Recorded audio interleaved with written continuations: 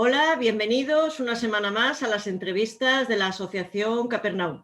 Hoy cuento con la presencia del escritor Rubén Sánchez Fernández, autor de Hadas con tacones afilados y La melodía de las balas, que es su novela más reciente. Hola Rubén, bienvenido a Capernaum. Hola, muy buenas, muchísimas gracias. Bueno, por fin podemos hacer esta entrevista. Sí, Ha llegado el día. por fin, es un placer hacerlas en primer lugar y sí, después de algunas dificultades técnicas, ¿verdad? Pues por fin hemos podido encontrar el momento y acompañan las circunstancias técnicas y ambientales y podemos hacer la Y entrevista. podemos hacerla. No, además, el contar con un escritor, siempre, una persona como yo que le gusta la lectura, pues es un placer siempre. El placer es mío, gracias. Bueno, en La melodía de las balas, tú cuentas la historia de John, que es un asesino a sueldo, pero para mí es más que un sicario. Es un personaje muy rico, que tiene muchos matices, tiene muchas aristas también, que tú vas desvelando poco a poco, página tras página. Y al final de tu libro vemos que hay gente que es peor que él, aun siendo él un sicario, pero que van de dignos, muestran otra cara y ahí vemos que John es un personaje muy especial. ¿Tú lo ves así también? ¿O cómo ves tú a tu personaje, a John? Sí, ante todo lo veo un personaje complejo. Normalmente, o al menos por mi experiencia, tanto literaria como, bueno, como espectador de series, de televisión, películas, etcétera, siempre me ha llamado la atención que en la mayor parte de las ocasiones los sicarios son descritos como seres muy simples. Aparecen, ejecutan a la víctima, se retiran y parece que no tienen vida, que son, bueno, pues perfectos desde el punto de vista de la ejecución, ¿no?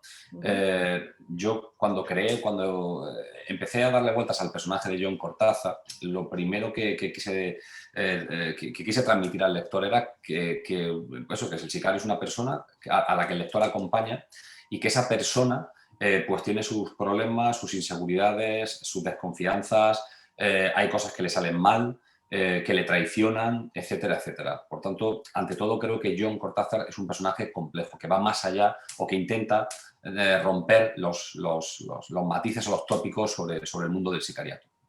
Vale, con esta novela no solo sales tú como escritor de tu zona de confort comparada con la primera, con Hadas de tacones afilados, sino que haces que los lectores, tus lectores, entre las que me incluyo, salgamos de nuestra zona de confort, lo cual es muy valiente y arriesgado al mismo tiempo, ¿no?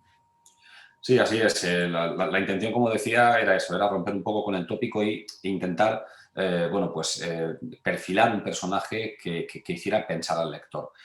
Rompo un poco con la línea que llevaba en mi anterior novela en dos cuestiones. La cuestión técnica, puesto que utilizo dos tiempos narrativos diferentes para que el lector conozca aún mejor al personaje.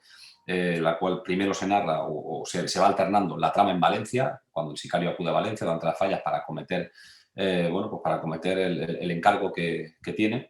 Y en ese tiempo narrativo está narrado desde el punto de vista del narrador omnisciente, en tercera persona, pero se narra en presente indicativo. Es decir, la intención es que el lector acompañe a John Cortázar en todo lo que hace, que mire a donde mira John, que experimente lo que siente John, sus inseguridades, sus miedos, sus certezas, etc.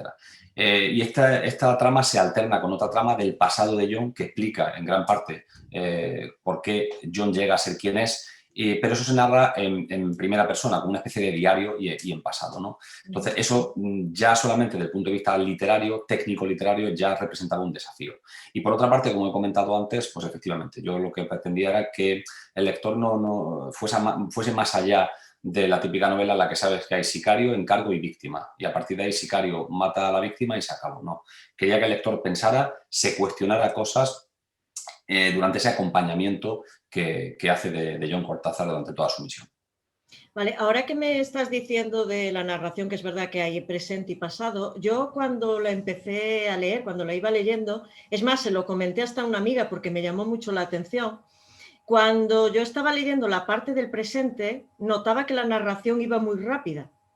En cambio, cuando tú intercalabas el pasado, era como que iba mucho más lenta.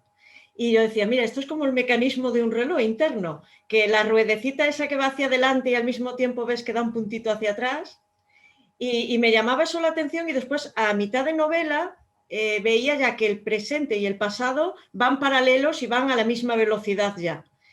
¿Son imaginaciones mías o tú lo has hecho a propósito? Porque yo he tenido esa sensación mientras la iba leyendo. Bueno, la imaginación es algo implícito en la literatura, tanto por la parte del escritor, a la hora de escribir la historia, la trama, a la hora de narrar, como también por parte del lector, puesto que yo siempre digo que, aunque una novela es única, existen multitud de novelas, tantas como lectores tienen, puesto que cada lector la hace suya, la interpreta a su manera. En este caso, y a nivel más concreto, el tema del tiempo narrativo no es una cuestión quizá de imaginación, pero sí es una cuestión de percepción. Hay personas que les resulta a lo mejor más detallado, más desgranada, más lenta la parte del presente y más rápida la parte del pasado, o como es tu caso y en el caso de otros lectores, viceversa, ¿no? Yo creo que el lector, según también su pasado, sus experiencias, sus expectativas, que es algo muy importante a la hora de enfocar o de afrontar una novela, interpreta, vive la novela de una manera pues tan especial como singular. En el caso concreto de estas dos técnicas narrativas que utilicé, bueno, mi intención sí fue esa, fue desgranar el pasado y el presente del personaje, hacer que el lector rompa esa barrera que le enfrenta a un sicario y dice, bueno, es que el sicario está allí y yo aquí. No, quería que llegara a experimentar lo que siente John, de manera que conforme va avanzando la novela, cada vez más se sienten identificados con John. Por supuesto no me refiero a identificado con los valores o con la moral de John, ni mucho menos, puesto que es un sicario, no es un exterrorista y además un sicario. Pero sí con el personaje en sí, que viva la novela, que la experimente todas las sensaciones que tiene el personaje. De manera que conforme se va avanzando la novela, se van acompasando las tramas hasta el final ser solo una.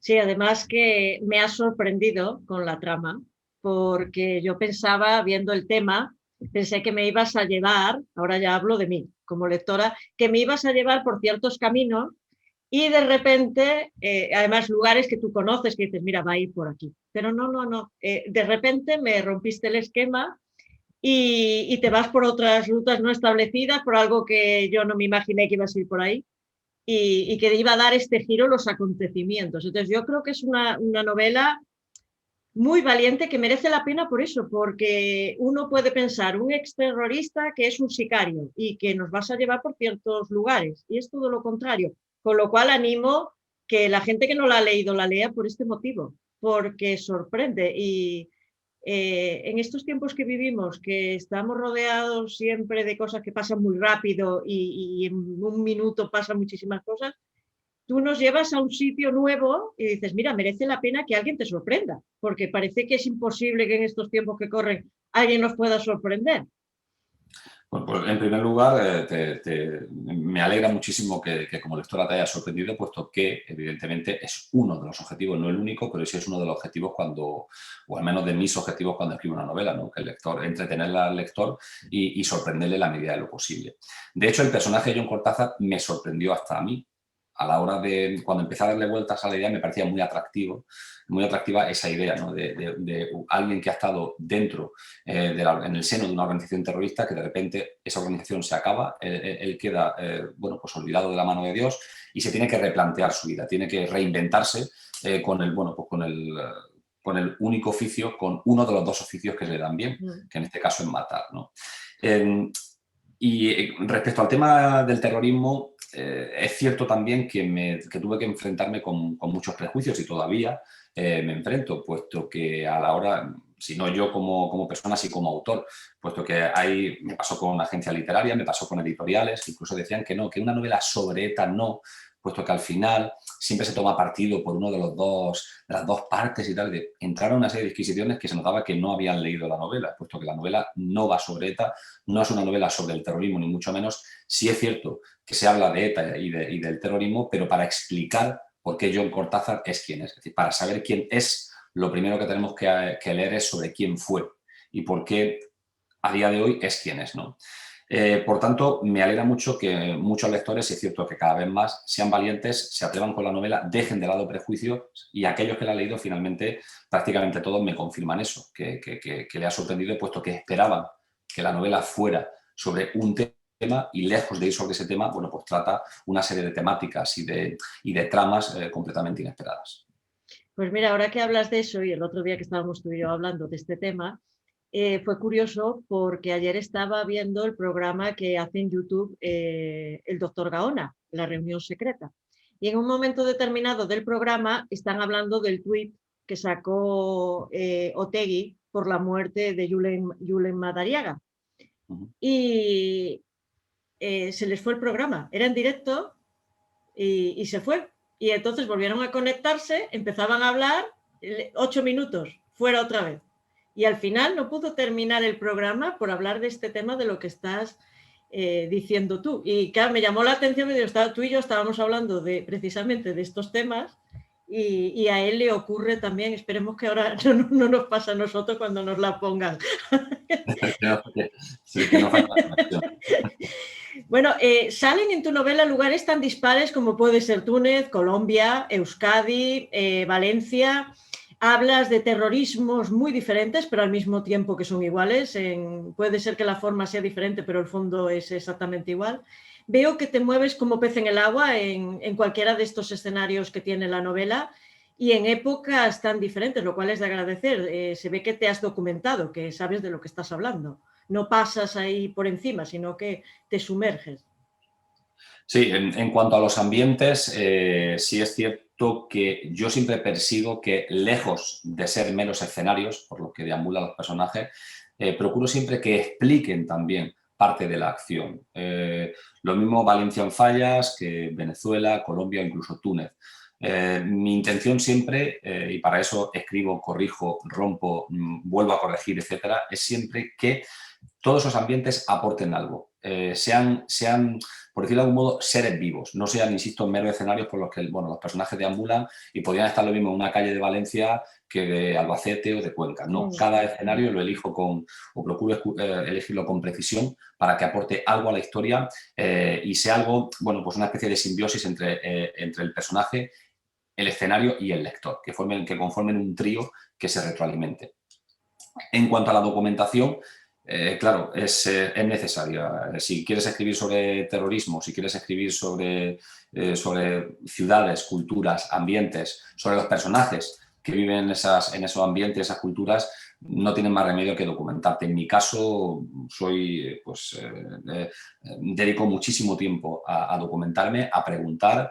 Como no todo está en los libros, siempre toco personas que son especialistas, pues eso es lo mismo en el habla colombiana, que sale en la novela, que traducciones del francés, que también sale en la novela, que en terrorismo, en balística, etcétera, etcétera. Por tanto, considero, antes de ponerme a escribir, antes de escribir una sola línea, considero imprescindible una adecuada documentación, sobre todo para dotar de verosimilitud al texto que luego pues vas a entregar a los lectores.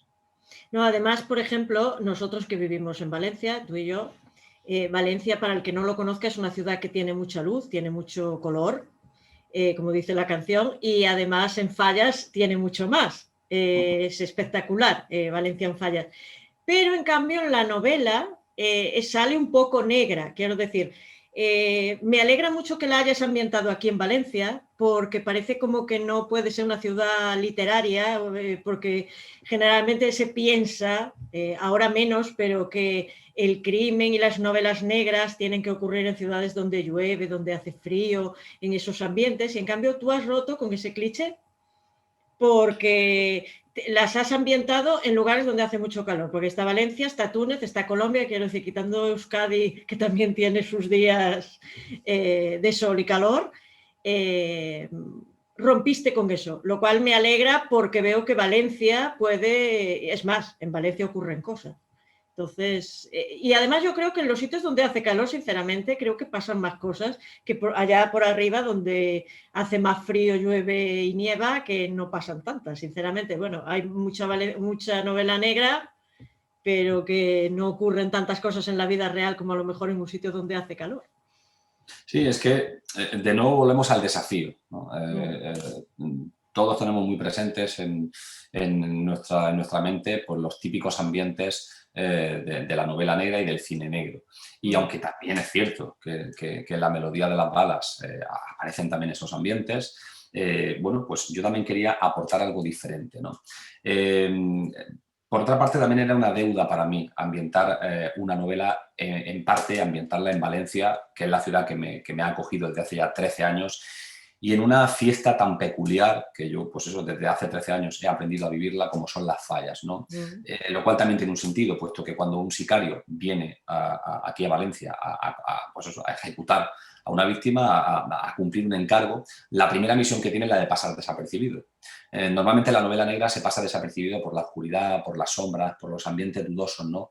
El humo, etc. No, yo quería que la realidad, y de nuevo que el lector acompañara a Jon Cortázar en esa realidad, fuera que sus denodados intentos por pasar desapercibido entre la masa de las fallas, en el metro de Valencia, etcétera, etcétera, ¿no? Es decir, lugares que son típicos, lugares que son cotidianos para todos nosotros, igual que un callejón oscuro de Nueva Orleans no lo es, pero una ciudad a las 12 del mediodía lo es. Bueno, que yo quería que la gente llegara a entender que, y así se narra la novela, que cualquier persona que tenemos a nuestro alrededor, en una aglomeración de personas, en un bar, en el metro de Valencia, en las fallas, etcétera, puede ser un asesino y no lo sabemos. Exactamente. Después también se ve muy bien el tema de Colombia, la dureza que tienen esas escenas que tú estás retratando, pero al mismo tiempo tampoco te estás recreando en esas muertes de pago que existen. Me gusta mucho porque tú das como pinceladas, nos metes en la escena de Colombia y dejas que nuestra imaginación nos guíe.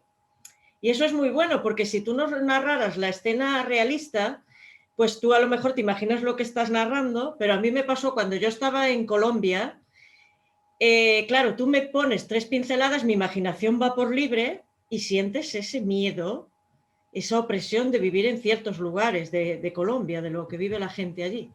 Con lo cual también es muy de agradecer el que nos dejes un poco, decir, mira, te muestro esto, pero tú tienes que trabajar también. Yo he trabajado antes y además me imagino que lleva mucho trabajo el hacer eso, de lograr que cada lector se lo imagine a su manera y lo sienta de una manera distinta.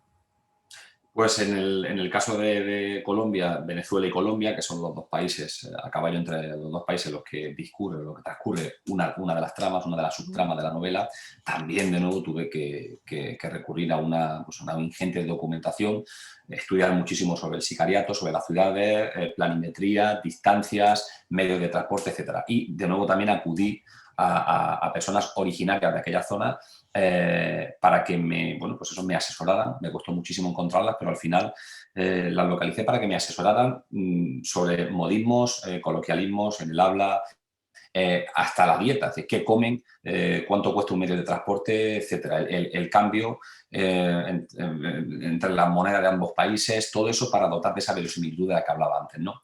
Y de nuevo, pues mi intento porque transitemos por caminos desconocidos, por caminos nuevos, ¿no? Como en este caso es un poco la aplicación como el mito de la caverna, ¿no? Haciendo una especie de transformando un poco el mito de la caverna de Platón, ¿no? Pues sí, mi intención era que el lector, en lugar de enseñarle la luz de un hecho, de nuevo A mata a B, o el caso de los sicarios, no. Yo prefiero que, como en el mito de la caverna, repito, pues el lector vea sombras y a partir de ahí deduzca que existe la acción a partir de las consecuencias, de los efectos, ¿no?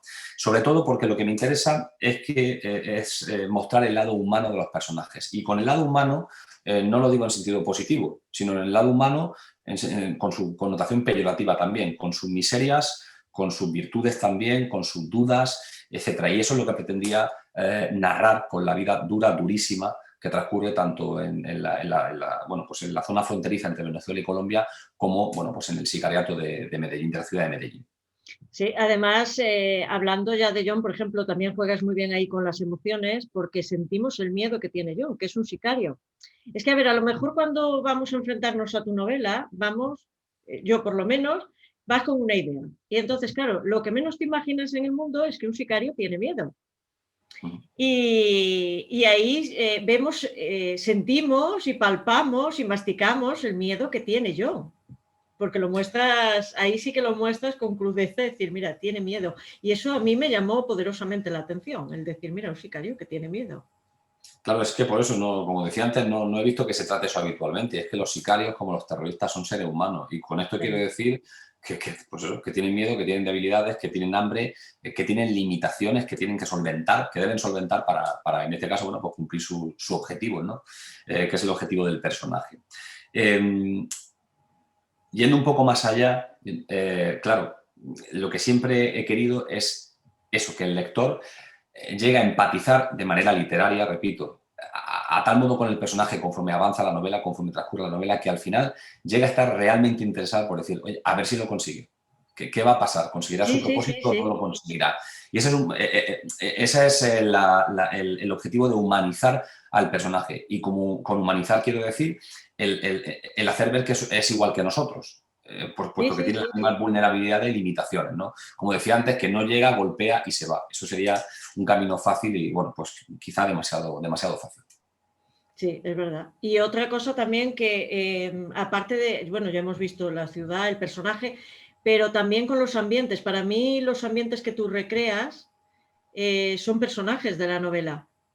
Yo te lo decía el otro día, esa casa de Valencia en el Carmen, que yo me la imagino totalmente, es más, olí el polvo, vi la luz que sale de las persianas, ese pub donde va a tocar, que ahora vamos a hablar de la música, lo sientes, lo hueles, estás allí. Sí, Entonces, ese es el principal objetivo de la literatura, ¿no? Como propugnan tantos autores, ¿no? La suspensión de la incredulidad. Tú sabes que estás leyendo algo que no ha ocurrido nunca, es algo que proviene de la fantasía, en este caso de mi fantasía como escritor, pero la misión es esa, que conforme avanza las líneas, esa incredulidad se suspenda, desaparezca y realmente llegues a meterte en la historia, participes de la historia y te haga pensar y sentir.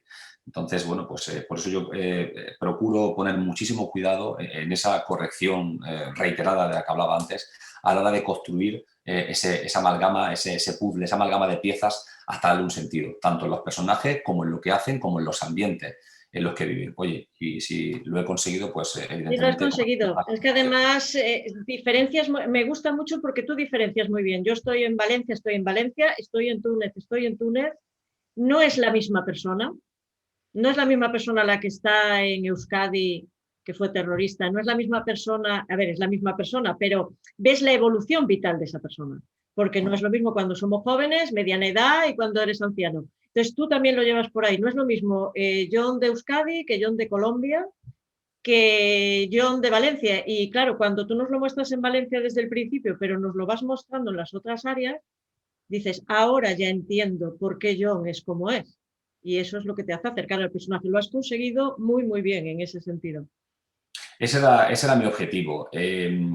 Claro, los tres pilares que tiene un escritor, en mi opinión y en la de otros escritores, es lo imaginado, lo leído, pero también lo vivido. Bueno, pues yo ya a mis 42 años ya empiezo a tener perspectiva suficiente y ya llevo kilómetros recorridos en la mochila como para comprobar que de bien en cierto, ¿no? Ese aforismo que dice, siempre soy el mismo, pero nunca soy lo mismo. Exacto.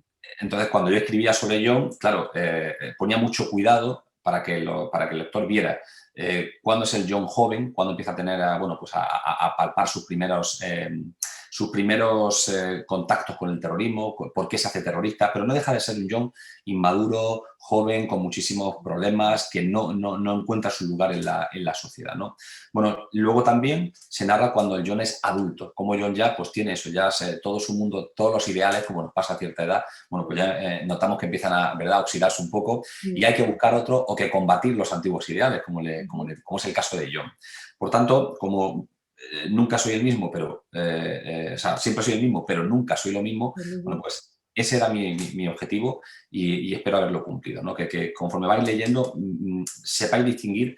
Es algo un poco como la piscina, ¿no? Si yo empiezo a narrar la vida de un sicario, yo cuento la vida de un sicario de buenas a primeras como lanzarse haciendo una bomba a una piscina, ¿no? Vale, pues si el agua está fría, bueno, puedes disfrutar de la natación o no. Pero si empiezas a meterte poco a poco en el agua, primero un pie, la pierna, la cintura, etcétera, claro, te vas aclimatando y al final disfrutas mucho más el baño, puesto que llegas a entender como decía antes, ¿no? Porque, bueno, Pérez Reverte decía en su discurso de ingreso en la Real Academia Española de la Lengua, dijo una frase que me quedó muy marcada, ¿no? Hablaba de la historia de España, ¿no? Pero para comprendernos decía, somos lo que somos porque fuimos lo que fuimos. Pues es el caso de John, ¿no?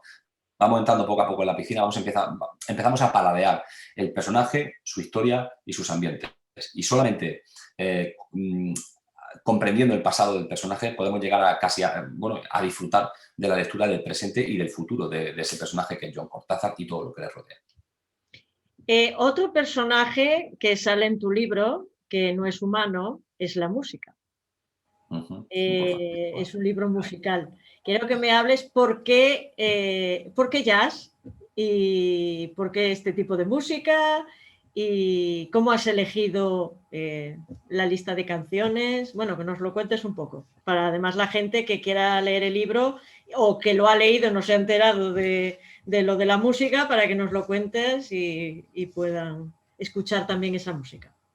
Pues en esa idea básica, primigenia, cuando estaba ideando el personaje de John Cortázar, pues me llamaba muchísimo la atención, me parecía muy atractiva la idea de que fuera un sicario que a la vez es pianista de jazz. Y hasta el punto de que utiliza esa habilidad que tiene como pianista de jazz para, cuando viene a Valencia, trabajar en un club de jazz para que le sirva como coartada, ¿no?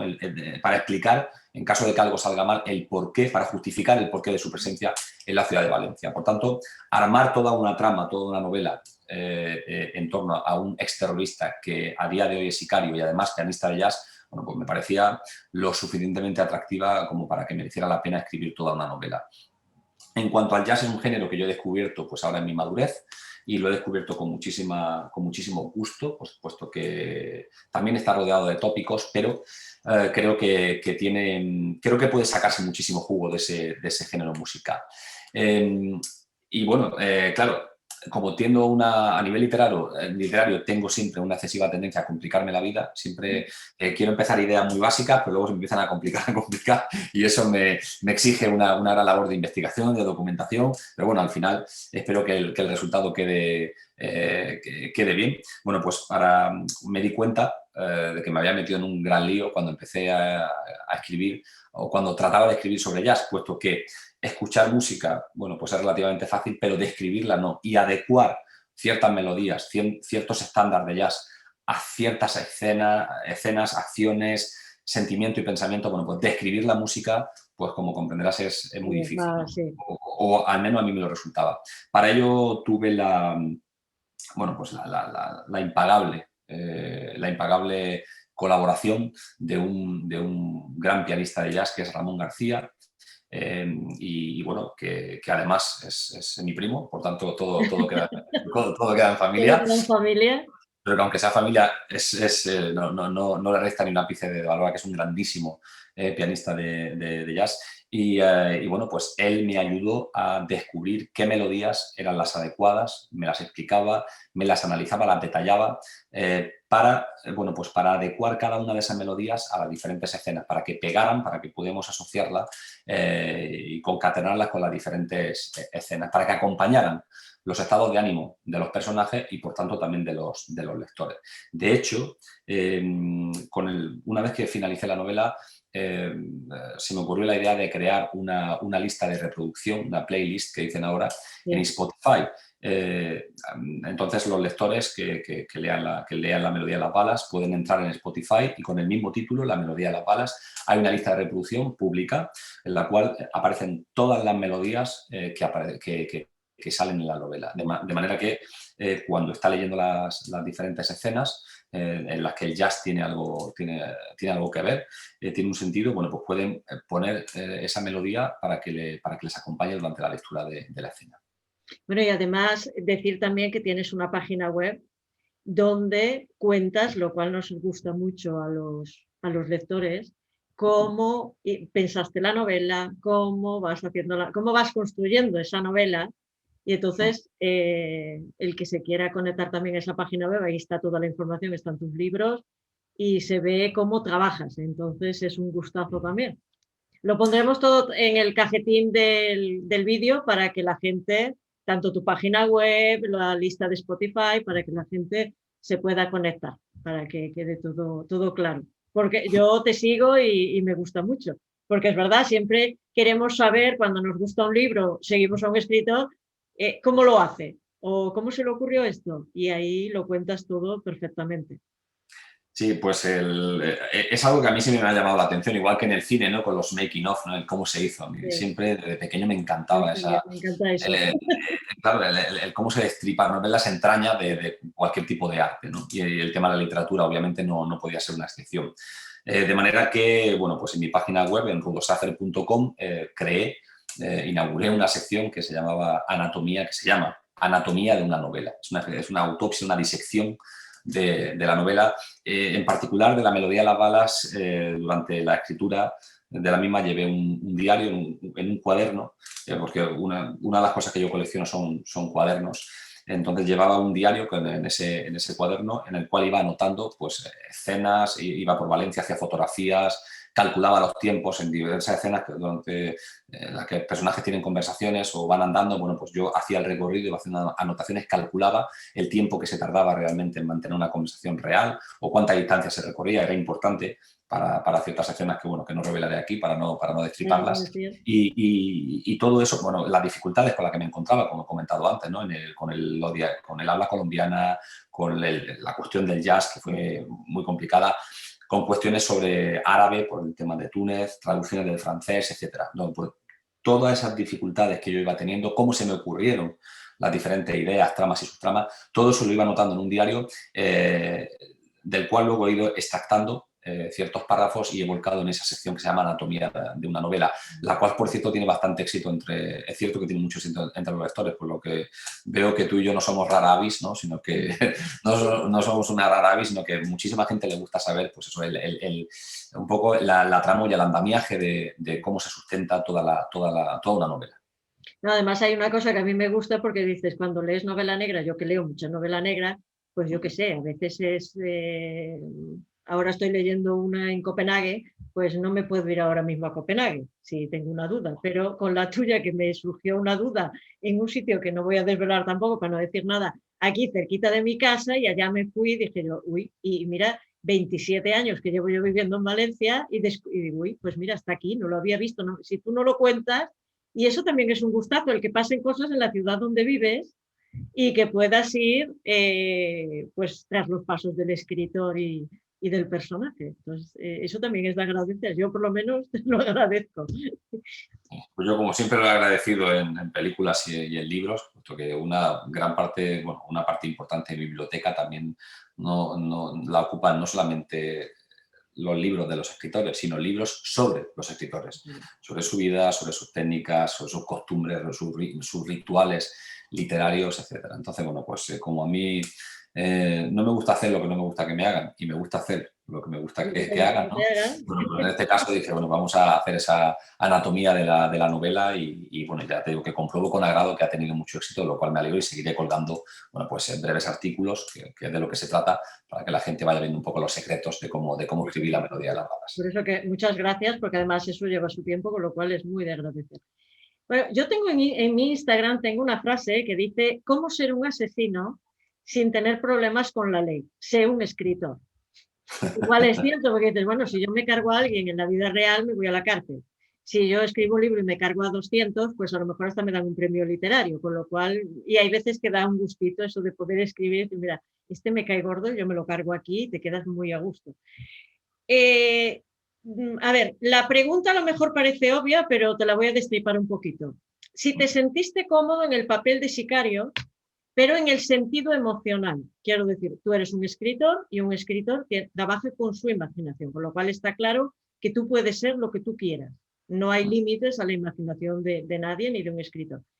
Pero quiero saber, a mí me ha influido a nivel emocional como lectora, si a ti al escribirlo también. Por ejemplo, Julia Navarro, yo me acuerdo cuando escribió Historia de un canalla, que es muy dura, a mí me costó mucho leerla, y a ella le dice que lo pasó horriblemente mal escribiendo esa novela.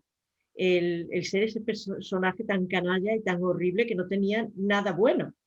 Entonces, ¿a ti te ha pasado un poco con John ese meterte en ese mundo del terrorismo, de los sicarios, a nivel emocional, es que, como escritor me refiero. claro, a ver, es que desde el momento en que uno afronta el desafío de escribir novela negra, sabe ya que solamente ya por el género literario no va a escribir sobre cosas agradables, no va a haber, muchas veces, la mayoría de las veces no va a haber finales felices y sobre todo no van a ser cuestiones morales o éticas simples en bloque. La vida, conforme van durando, te das cuenta que es una escala de grises, como se suele decir, ¿no? Nada de blanco o negro, ¿no? Y al hilo de esa complejidad, cuando hablo de la escala de grises, quiero decir que las cosas, bajo mi punto de vista, no es se comparten o no se comparten, ¿no? Antes hablaba de Instagram, ¿no? Y yo he visto que en Twitter, por ejemplo, en otra red social, hay gente que pone en su biografía que yo retuiteé, que yo reenvíe un tweet, no quiere decir que lo comparta. Esto es igual, ¿no? En esa escala de grises de la vida y en la literatura, bueno, eso no quiere decir que uno comparta o no comparta, simplemente que se atreve a escribir sobre cosas destinadas a hacer pensar a los demás. Esto pasa igual que cuando alguien va a ver una película sobre el nazismo, sobre Hitler. La gente, ¿por qué va a ver una película sobre Hitler? Cuando alguien ve el hundimiento, los millones y millones de espectadores que han visto el hundimiento, ¿es porque se identifican con Hitler? No, simplemente por el atractivo de un personaje histórico en su dimensión histórica, ¿no? Bueno, pues en el caso de Jon Cortázar, si no histórica, yo lo que pretendo es despertar el atractivo de un personaje urbano que dice, hace y piensa cosas que muchas personas se preguntan, ¿cómo será pensar así? ¿Cómo será hacer esas cosas? ¿Y cómo será vivir esas cosas? Por tanto, no es cuestión de sentirme cómodo o no cómodo, puesto que yo sé que lo que estoy escribiendo no es verdad, ¿no? Es cuestión de ofrecer un personaje y, bueno, y una galería de personajes, puesto que hablamos de Jon, pero hay muchísimos otros personajes que contrastan sus acciones, sus pensamientos, sus sentimientos también con los de Jon, ¿no? No se trata de identificarse o no, bajo mi punto de vista, con Jon Cortázar. Se trata simplemente de vivir esa trama y poder asomarse a un precipicio que, y por fortuna, la vida a diario, de manera cotidiana, no nos impulsa a acercarnos a ese precipicio. También, por poner otro ejemplo, es como la gente que lee novelas policíacas. Hay mucha gente, o ve películas de acción. Hay gente que le gusta ver películas de acción y tiroteo, que evidentemente jamás soportaría estar en medio de un tiroteo, pero le encanta las películas de acción o incluso el cine de terror. Es un poco lo mismo, ¿no? Entonces, para mí no es ni cómodo ni incómodo. Simplemente, cuando yo escribo, oficio de escritor, sé lo que estoy haciendo y lo único que quiero, bueno, entre otras cosas, quiero que el lector se entretenga, quiero procurar escribir bien y quiero que el lector piense y viva ciertas cuestiones, ciertas experiencias que le están vedadas en su vida cotidiana. Vale, ahora voy con tus redes sociales, porque tú eres activo en redes sociales, yo te sigo, y hay dos frases, también voy a rescatar dos, una de Facebook y una de Instagram, que me han llamado la atención. Bueno, en esta entrevista tengo que decir a partir de ahora que hay muchas frases de tu libro o frases de tus redes sociales que quiero comentar contigo porque me han llamado la atención o me han gustado.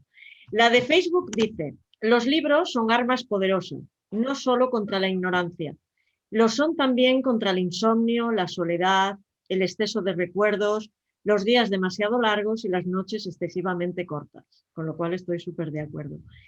Y antes de comentarlo, voy a leer la que tienes en Instagram, que es de Miguel Delibes, que dice, escribir con precisión no consiste únicamente en hallar en cada caso el adjetivo adecuado, sino también el sustantivo, el verbo o el adverbio, es decir, la palabra. Y es en el manejo de esas palabras, en hallarlas a tiempo y adobarlas debidamente, donde reside el secreto de un buen escritor. Dicho esto, leyéndote, veo tu pasión, bueno, aparte, ya nos conocemos, pero leyéndote, veo tu pasión por los libros, veo tu pasión por la lectura, por la palabra, por el uso que haces del lenguaje tan cuidado, tan poético en muchas ocasiones, en muchas frases, y se palpa ese amor que tienes por la literatura. Entonces es muy de agradecer también. Pues te lo agradezco, las generosas palabras, pero sí, yo he vivido siempre entre literatura y hace poco, en una entrevista, me preguntaban qué importancia le daba entretener. Y como he dicho antes, un escritor ha de ofrecer muchas cosas al lector, entre otras cosas, entre ellas el entretenimiento. Pero yo creo que una de las responsabilidades primordiales que tenemos los escritores es escribir bien. En esa entrevista yo decía que a lo que yo aspiro, y por eso digo que aspiro, no digo que lo consiga, pero a lo que aspiro, es que si cualquiera de mis novelas dentro de 100 años alguien las encontrara pues, en un estante polvoriento, en un arcón o bajo, en fin, en un contenedor, si alguien cogiera, yo a lo que aspiro es que el día de mañana alguien coja una de mis novelas y aunque la trama, pues eso, haga décadas o siglos que ya no, ha pasado de moda o no entiendan por qué o esto ya es algo del pasado, al menos la puedan leer y decir, oye, pero está bien escrita.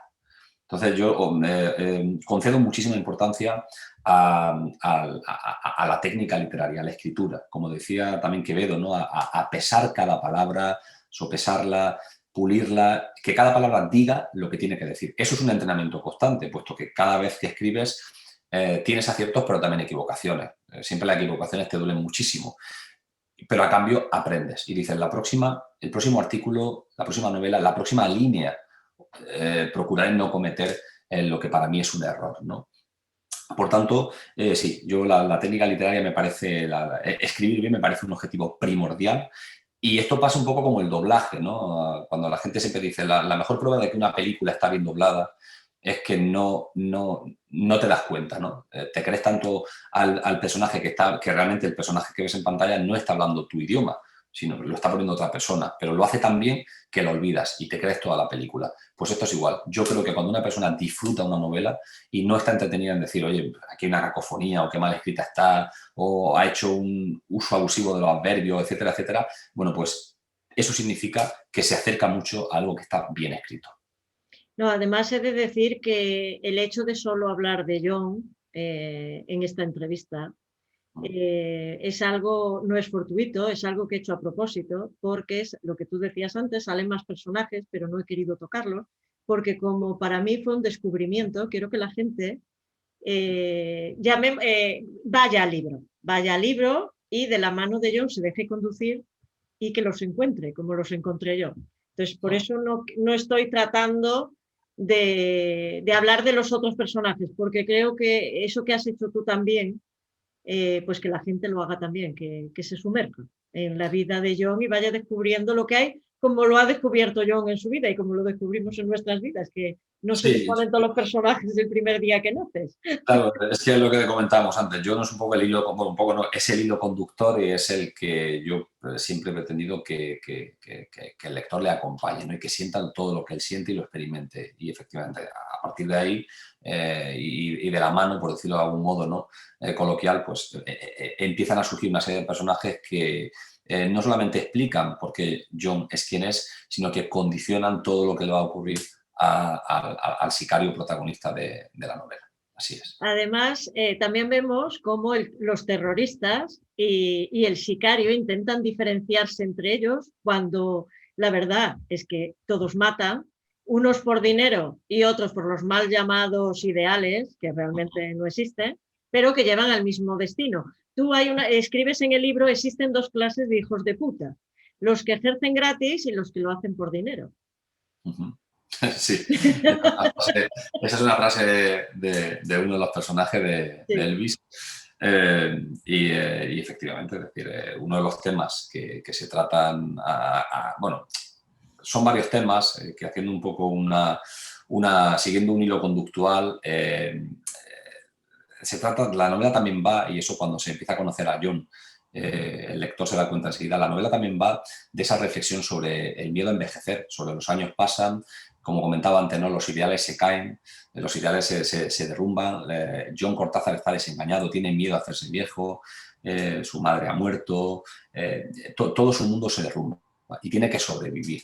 Tiene que sobrevivir combatiendo su mundo anterior, o sea, asistiendo a las cenizas, a la pulverización, a las ruinas de ese mundo anterior y a la vez tiene que empezar a construir un futuro pues tan incierto como el que tiene, como es el de un sicario, ¿verdad? Que está buscado por la justicia y su mayor objetivo es sobrevivir y pasar desapercibido. Por eso digo que La melodía de las balas es una novela también que lejos de ser costumbrista, pone al lector ante el espejo de sus propias inseguridades, ¿no? Todos comprendemos que nos vamos haciendo viejos, que nuestros ideales cambian y, bueno, eso lo podemos ver encarnado en un policía, en un mecánico, en un jinete. Bueno, y en este caso, pues yo quise que todo ello quedara encarnado en un sicario que además es pianista de jazz, de ese mundo tan oscuro, ¿no? Como son los clubs de jazz.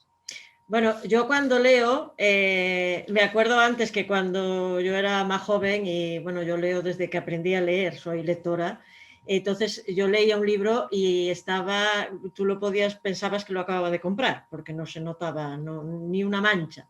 Ahora no, ahora yo creo que es cuestión de la edad, ya subrayo, rayo, pinto. Bueno, el tuyo lo tengo en ebook, pero también se puede subrayar, entonces el mío está subrayado. Por eso he seleccionado... para que la gente vea, conozca un poco más a Jon, vea lo bien que escribes. He seleccionado 4 frases de tu libro que a mí me han gustado muchísimo, que son muy significativas, y un poco para que las vayamos después comentando cuando yo las acabe de leer. Hay muchas más, quiero decir a los que nos escuchen que hay muchas más frases, pero claro, si no, la entrevista en vez de 1 hora íbamos a estar aquí tú y yo el domingo entero, lo cual es un placer, pero no podemos hacerlo. Una es armonizar el universo de mis creencias con el de mis pasiones. Puertas atestadas de jóvenes con pinta de no haber conocido más problema en la vida que aprender a sostener en la misma mano enormes vasos de plástico y cigarrillos con olor a hierba. Las miradas en Euskadi contenían un silencio frío y delator. Para ellos, la causa era lo único importante y una obligación de todos vivir consagrados a ella. Para aquellos que alguna vez han matado, la primera vez que lo hacen es un hecho que les tortura y del que se arrepienten toda la vida. Otros, sin embargo, lo incorporan a su acervo personal, descubriendo con ello lo que quizás sin saberlo siempre fueron y serán el resto de su vida: asesinos. Respecto a esta última, ¿un asesino nace o se hace? Yo creo que un asesino, ante todo, se hace. Yo creo que nadie nace Todos nacemos con instinto de supervivencia, pero no nacemos con instinto de matar, en el sentido de eliminar físicamente a una persona, acabar con la vida de una persona. Podemos luego entrar en cuestiones mentales. Una persona puede ser un psicópata. Esto no quiere decir que todos los psicópatas maten, cuidado.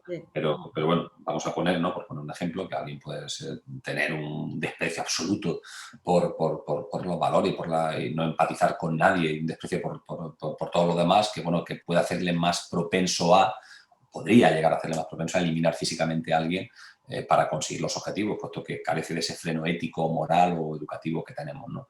Y luego, por otra parte, al contrario, personas normales, personas como tú y como yo, pues a lo mejor en un momento determinado, quién sabe bajo qué circunstancias, bajo su arrebato, una obcecación, pueden llegar a matar, ¿no? Es decir, yo creo que en general cualquier homicida, por decirlo técnicamente, y ya posteriormente asesino, yo más bien creo que se hace. Que hay personas más tendentes por su temperamento, por su forma de ver la vida, etcétera, desde el nacimiento, podría ser, pero sobre todo yo creo que las personas a matar se aprende. Comentaba también en otra entrevista que la muerte es solo una, la muerte es realmente solo una, pero hay muchísimas formas de llegar a ella, por motivos personales, por motivos religiosos, por motivos pasionales, etcétera. Entonces yo creo que ante todo, y la conclusión un poco es que el asesino se hace, no nace. ¿Alguna cosa que quieras comentar de las frases que he leído? Me encanta la de armonizar el universo de mis creencias con mis pasiones. Y lo hace. Pues aquí hace tanto tiempo que no leo mi novela que ya no la corrijo ni nada, que me sorprende hasta que yo haya escrito eso. O sea, que ya no lo recordaba. La de los jóvenes, me ha gustado escucharlas. La de los jóvenes es en el pub que está tocando yo. Y es que por eso la elegí, porque digo, es muy gráfica. Tú estás viendo, es verdad, los jóvenes con la cerveza, con la hierba, te lo estás imaginando, te pones en situación. Por eso elegí estas, y bueno, la otra de Euskadi lo mismo. Porque lo importante que era para ellos la causa y como una obligación, la causa era lo primero, aunque... Sí, ahí lo pongo narró la novela, ¿no? Ese credo acrítico, ¿no? El que tenías que creer en su causa y el que se salía de ahí, pues ya sabemos cómo acababa, ¿no? Tenemos muchísimos ejemplos de lo que pasa en ese fanatismo político, en este caso, como también lo hay religioso, etcétera, etcétera. Sí. Sí, yo cuando escribo, bueno, pues tengo que estar muy concentrado, no sirvo para escribir en cualquier sitio, yo tengo unos ritos muy espartanos, muy disciplinados para escribir, tanto a modo de técnica como ambiental, mi despacho, la luz adecuada, etcétera, etcétera. Y claro, pues esto, le doy muchas vueltas a lo que piensa el personaje, sobre todo lo que quiero es dotar de vida, repito, a los personajes y a los ambientes, de manera que luego el resultado sea ese, ¿no? Que el lector llegue a conclusiones o incluso se asome a ciertas reflexiones que diga, oye, pues mira, nunca había pensado esto, o sí, o estoy de acuerdo, o no estoy de acuerdo. Pero simplemente reflejar la humanidad que habita en todas las personas, ¿no? El tema, por ejemplo, de los jóvenes, pues sí, lo que hablaba, ¿no? John ya se va haciendo maduro y como nos pasa a nosotros, ¿no? Estamos en la edad madura y ahora ya sí, somos jóvenes todavía, pero ya empezamos a ver las diferencias generacionales, ¿no? Entonces, él en un momento determinado se mete de lleno, por cuestiones de la novela, que insisto, no vamos a adelantar, ¿no? No vamos a destripar, se mete en un ambiente más universitario, porque tiene que estar allí y ve que, bueno, pues esa gente en esa etapa de su vida pues no ha tenido más problema que eso, que no ha tenido más dificultad que intentar sostener el calimocho y el forro, ¿verdad? En la misma mano mientras piensan, pues eso, que van a ser eternos. Y John, que los ve, ¿no? Como privilegiado testigo, en su foro interno sabe que no solamente no van a ser eternos, sino que pues alguno de ellos, por pura probabilidad, acabará su vida mucho antes de lo previsto. Exactamente. Ahora que me contabas de manías de escritor, vamos a entrar un poquito ahí, porque nos interesa. Estás en tu despacho, ya lo estamos viendo, estás en tu despacho, entonces, ¿a qué horas escribes? ¿Escribes con música? Porque ya que escuchabas jazz mientras escribías para seleccionar, o fue después, o cómo lo haces, o a qué horas te gusta. ¿Cuántas horas dedicas? Quiero decir, o escribes todos los días un poquito, o dices, no, el día que tengo escribo y el día que no, hay veces que no. ¿Cómo lo haces? Bueno, pues ante todo, el esquema general es que la inspiración existe, pero que te encuentre trabajando, como decía Picasso. Sí. No se puede escribir una novela a golpe de inspiración, vamos, estoy convencido de que nadie ha escrito nada a golpe de inspiración. Puedes tener inspiración, sí, ideas, pinceladas, hay esbozos, pero luego al final la escritura es disciplina. Disciplina, disciplina y disciplina. Yo por mi trabajo yo no me dedico a escribir, por tanto no puedo llevar un horario fijo, ¿no? Si puedo escribir, prefiero escribir desde bien temprano, por la mañana, en soledad, con mi café, eso no falta nunca. De hecho, lo tengo aquí, es algo que me acompaña siempre. Todo muy bien preparado ya, todo lo que es el escenario preparado de papeles, internet, documentos, fotografías. Yo muchas veces hago a la manera de los tablones de corcho, ¿no? Con mi aplicación. Ahora ya las aplicaciones informáticas han sustituido al corcho, ¿no? Pero yo tengo una serie de aplicaciones en las que me pongo mis personajes, las fotografías. Voy trazando todo lo que va a hacer el personaje, eso sin perjuicio de que luego, evidentemente, bueno, ellos cobran su vida y luego me sorprenden haciendo cosas, ¿no? De aquí, de mi cabeza, de repente salen cosas que yo pues, no había pensado y, bueno, y las escribo. Entonces, si puedo escribir por la mañana temprano, si no, pues por la tarde, siempre con café, en un ambiente lo más tranquilo posible, muchas veces con tapones, lo cual quiere decir que no. Aunque parezca extraño, yo no escribo con música ni escribo con nada. Escribo en absoluto silencio, puesto que es de la manera más fácil que tengo para eso, para calcular, para sopesar cada palabra y para leer lo que he escrito, ¿no? Decir, oye, pues esto tiene ritmo, no tiene ritmo, esto suena mal, demasiado largo, demasiado corto. Entonces, siempre escribo en absoluto silencio. Si puedo, si no me acompaña el sonido ambiente, puesto que haya por la ventana haya ruido y tal, me pongo unos tapones y en cuanto a las horas, pues las que puedo.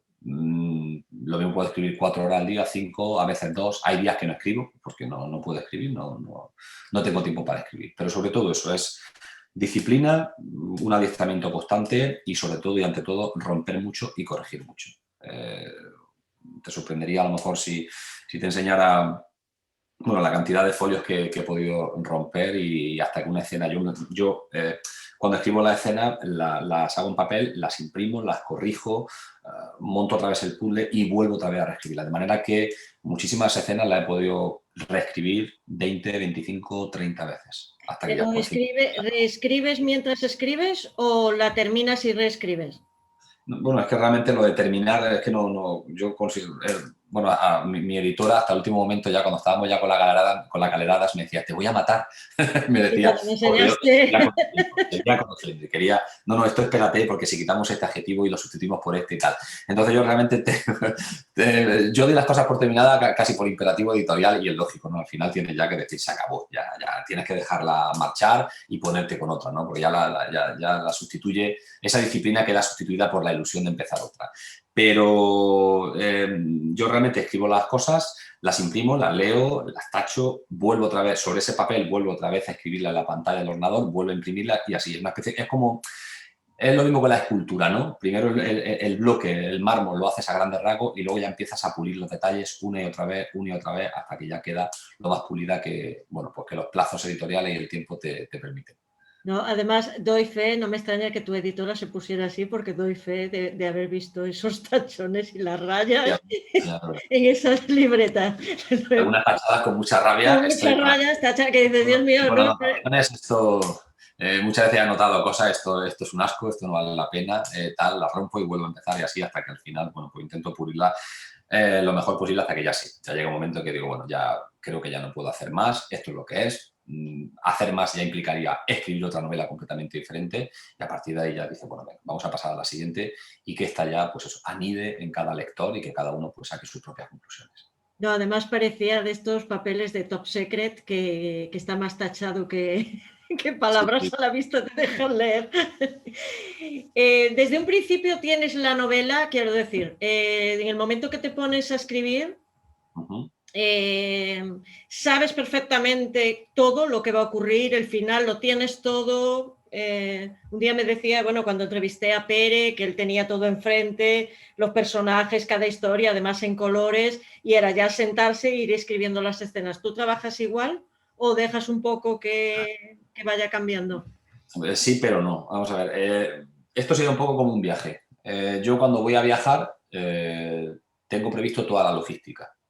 Los billetes, los horarios, si hay cambio de moneda, el alojamiento, todo eso lo tengo claro. El armazón lo tengo claro, ¿no? Pero claro, no sé lo que me voy a encontrar. Cuando llegue al viaje, pues habrá cosas que me sorprendan, cosas que me ocurran buenas, malas, monumentos o lugares, experiencias, personas, ¿no?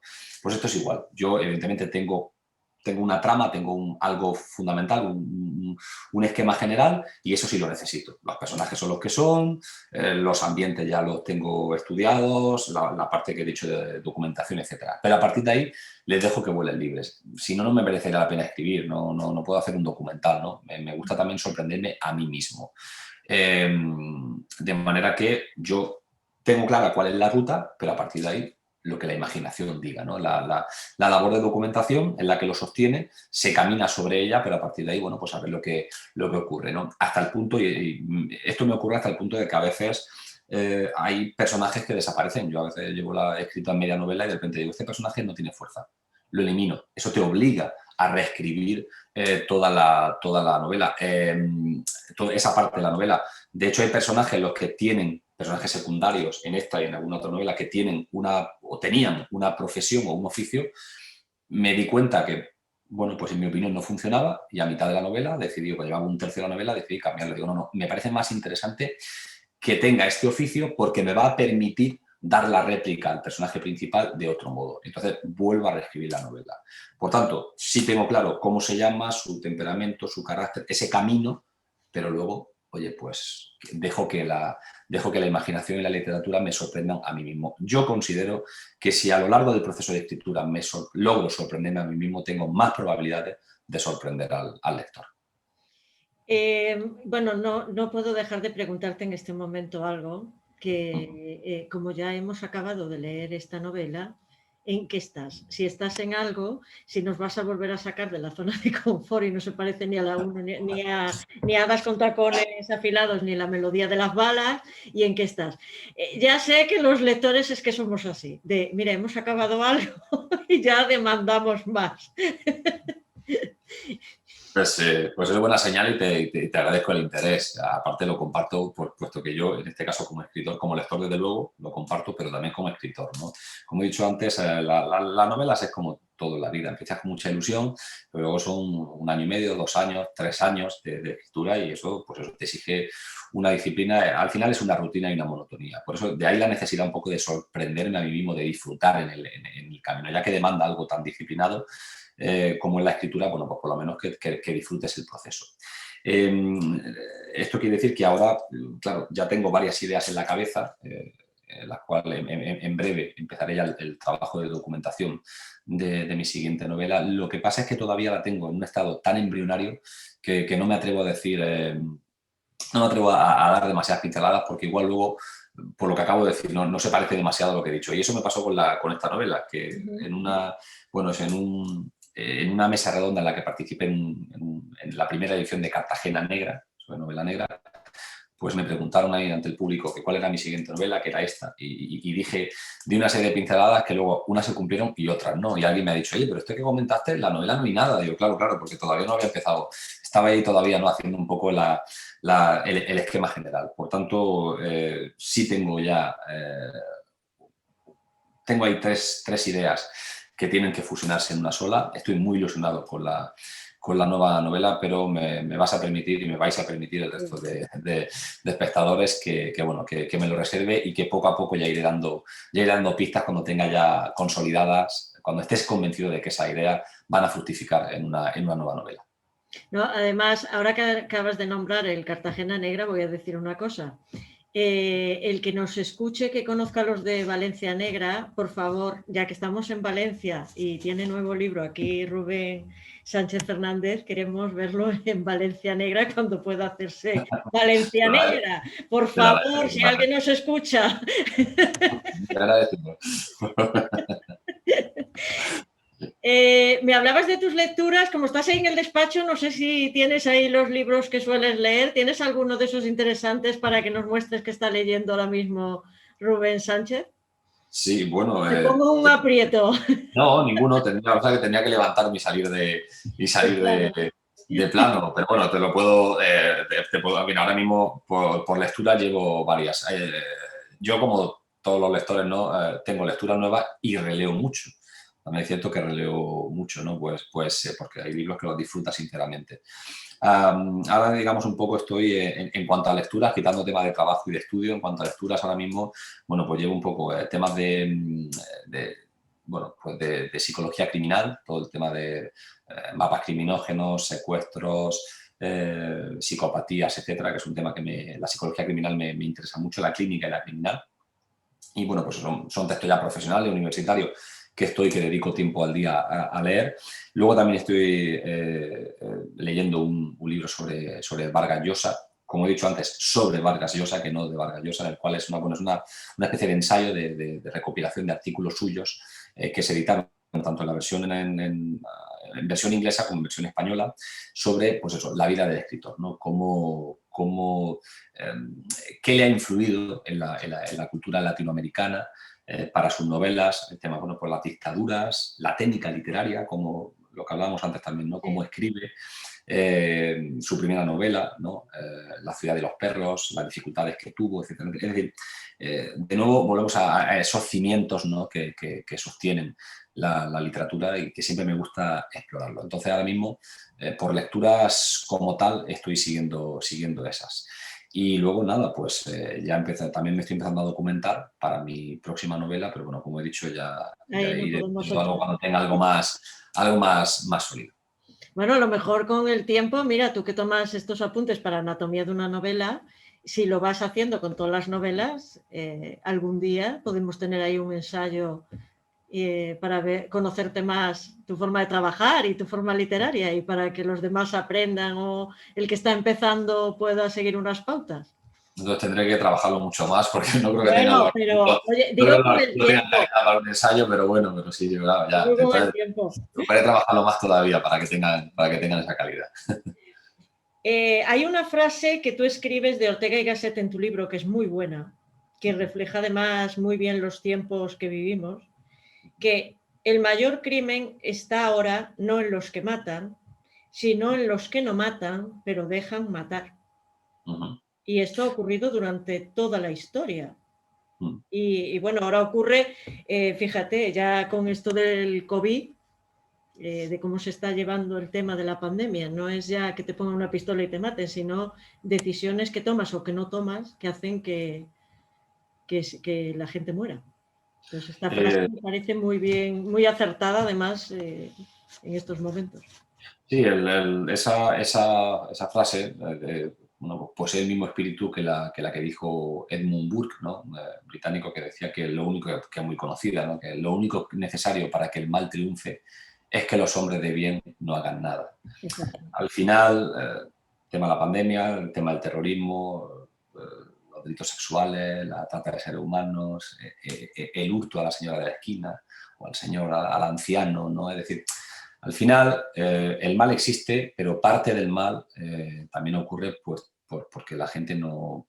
bueno, porque algunas personas, otras sí, otras son muy solidarias y valientes incluso y hacen, ¿no? Pero desde un punto de vista ciudadano, político, en otro estamento, etcétera, gran parte del mal se debe no solamente al que hace, sino al que no hace, sino al que no, si no, no tiene por qué intervenir directamente, pero el denunciar, el señalar.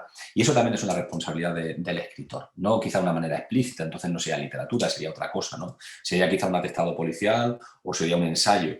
Pero también la literatura, en eso es lo que te comentaba, en ese hacer pensar al lector, en ese remover su conciencia. ¿No? Ojo, lejos de cualquier espíritu pedagógico, ¿eh? Yo como escritor no soy nadie para enseñarle nada a un lector, ¿no? Pero sí intentar remover conciencia, intentar pensar, intentar hablar sobre cosas, denunciar cosas o mostrar cosas, decir, oye, esto existe, a lo mejor no te lo has planteado nunca, pero esto existe, como es el tema del terrorismo, el sicariato, etcétera, etcétera, ¿no? Y por tanto yo creo que si no una obligación, si es una responsabilidad de los escritores también reflejar parte de la sociedad. Nosotros mismos somos el reflejo de la sociedad y por tanto la literatura también lo es. La diferencia es que las personas al final acabamos muriendo, pero la literatura es eterna. Eso queda ahí. El día de mañana alguien puede coger eso y volver a plantear. Decir, mira, escribieron sobre esto. Esto existía, a lo mejor hoy ya no existe, pero antes existía esto y puede volver a existir, ¿no? Porque también no olvidemos aquello de que quien olvida su historia está condenado a repetirla, ¿no? Por tanto, no hay que ser cómplices del mal, eso en primer lugar, y hay que tener esa sabiduría o esa flexibilidad mental para saber detectar el mal, para evitar que continúe y que si en algún momento lo hubo, para evitar que vuelva a repetirse. Y la literatura ahí también tiene un papel fundamental en cuanto a eso, en cuanto a hacer pensar al lector y remover como decían los celtas cortos, ¿no? En cuanto a la música, la canción 20 de abril, que estamos tan próximos a la fecha, para desordenar conciencias. Exactamente. Bueno, tengo una última pregunta porque la verdad es que es un placer hablar contigo y que nos estés contando. Estaríamos aquí más horas, pero es la mañana de un fin de semana, con lo cual toca también descansar. ¿Las balas tienen melodía, Rubén Sánchez Fernández? Esa es mi pregunta. Pues bueno, desde el punto de vista técnico, no, lógicamente, es un sonido que bueno, a alguien le sonará, a un aficionado al tiro, a las armas le sonarán como una melodía, pero bueno, la alegoría de, digamos, un poco del título, ¿no? Viene a decir eso, es decir, viene a decir que, bueno, que el mal y el bien tienen su propia melodía. La detectamos, aunque la novela se materializa a través del jazz, ¿no? Pues esa conjunción entre el sicario, las balas, y el jazz, la melodía, pero es un poco lo que veníamos hablando antes, ¿no? Es esa alegoría que dice que tanto el bien como el mal tienen su propia melodía, tienen su propia forma de ser. Y lo importante es acostumbrarse a escucharlo para distinguirlo y para obrar adecuadamente ante ellos. Bien, como decía, interviniendo o bien denunciando, o bien por lo menos solamente el hecho de distinguir esas melodías, de distinguir el bien del mal, con su escala de grises, como he dicho antes, ya es un objetivo que todas las personas deberíamos tratar de alcanzar. Bueno, te doy las gracias por pasar un rato tan agradable hablando de literatura y libros, que es un placer, la verdad. Y gracias por hacer tan entretenidas mis horas de lectura con la melodía de las balas. Y quiero decir a los que nos escuchan que lean este libro. La melodía de las balas. Porque nada es lo que parece, aunque pensemos que son mundos que conocemos, nada es lo que parece y podemos aprender lo que tú dices. Y está muy bien estructurada, es una novela que tiene muy buen ritmo, que está muy bien escrita, que se pasa un buen rato, que te hace pensar y que no caigamos en lo que decías tú de, ay, es una de sicarios, es una de ETA, es una de terroristas. No, vas más allá, con lo cual merece la pena que te pongas el reto de leerla y decir, bueno, voy a ver qué me cuenta Rubén Sánchez con este título de La melodía de las balas. Entonces, que la gente sea valiente y se sumerja en tu novela, porque merece la pena realmente, es cierto. Pues te agradezco infinitamente la recomendación y lo que decías antes al revés. El placer ha sido mío. Te doy las gracias a ti y, por supuesto, a ti por la entrevista y, por supuesto, a los espectadores por vernos. Y nada, lo dicho, si algo interesante hay, aparte de la gratísima compañía que ha sido tú, ¿no? Que ha sido tu entrevista, pero si hay algo interesante siempre, pues eso es hablar de la literatura. Siempre y por siempre, literatura. Amén. Y a vosotros os veo en la próxima entrevista de la Asociación Capernaum. Adiós. Hasta pronto.